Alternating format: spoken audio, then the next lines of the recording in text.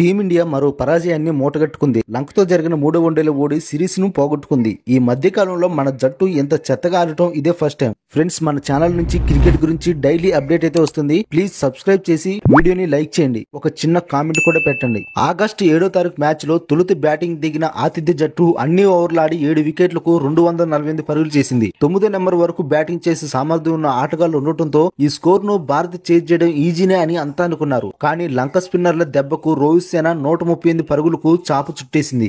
ఏకంగా 110 పరుగుల భారీ తేడాతో ఓటమి పాలింది. ఈ ఓటంతో సిరీస్ ను 0-2తో చేజార్చుకుంది. ఈ నేపథ్యంలో సిరీస్ డిసైడర్ ఫైట్ లో మెన్ ఇన్ బ్లూ ఓటమికి గల 3 ప్రధాన కారణాలు ఏంటో ఇప్పుడు మనం తెలుసుకుందాం. భారత ఓటమికి ప్రధాన కారణంగా బ్యాటింగ్ ఫెయిల్యూర్ అని చెప్పాలి. ఈ సిరీస్ మొత్తం మన బ్యాటర్లు దారుణంగా ఆడుతూ వచ్చారు. కెప్టెన్ రోహిత్ శర్మ తప్ప ఎవరూ పెద్దగా రన్స్ చేసింది లేదు. ఇవాళ కూడా జరిగింది అదే. హిట్ మ్యాన్ 20 బంతుల్లో 35 పరుగులు చేసి టీమ్ కు మంచి సపోర్ట్ అందించి వెళ్ళిపోయాడు. ఆ తర్వాత వచ్చిన వారందరూ విఫలమయ్యారు. శుభ్మన్ గిల్ 6 పరుగులు, రిషబ్ పంత్ 6 పరుగులు, శ్రేయస్ అయ్యర్ 8 పరుగులు, అక్షర్ పటేల్ 2 పరుగులు, శివన్ దుబే 9 పరుగులు, వీరందరూ సింగిల్ డిజిట్ కి పరిమితమయ్యారు. ఆఖర్లో టెయిల్ ఎండర్ వాషింగ్టన్ సుందర్ 30 పరుగులతో పోరాడకపోతే భారత స్కోరు 100 కూడా దాటకపోయేది. ఇక మన జట్టు ఓటమికి మరో కారణం టీం కాంబినేషన్ చెప్పొచ్చు. ఇవాల్టి మ్యాచ్ లో కేవలం ఒకే స్పీడ్ స్టార్ తో ఆడింది టీమిండియా. సిరాజ్ రూపంలో ఒకే స్పెషలిస్ట్ ఫేసర్ తో వెళ్లింది భారత్. కానీ అతడు ఫెయిల్ అయ్యాడు. లంకపై రెచ్చిపై బౌలింగ్ చేసే సిరాజ్ ఇవాళ 9 ఓవర్లలో ఏకంగా 78 పరుగులు ఇచ్చుకున్నాడు.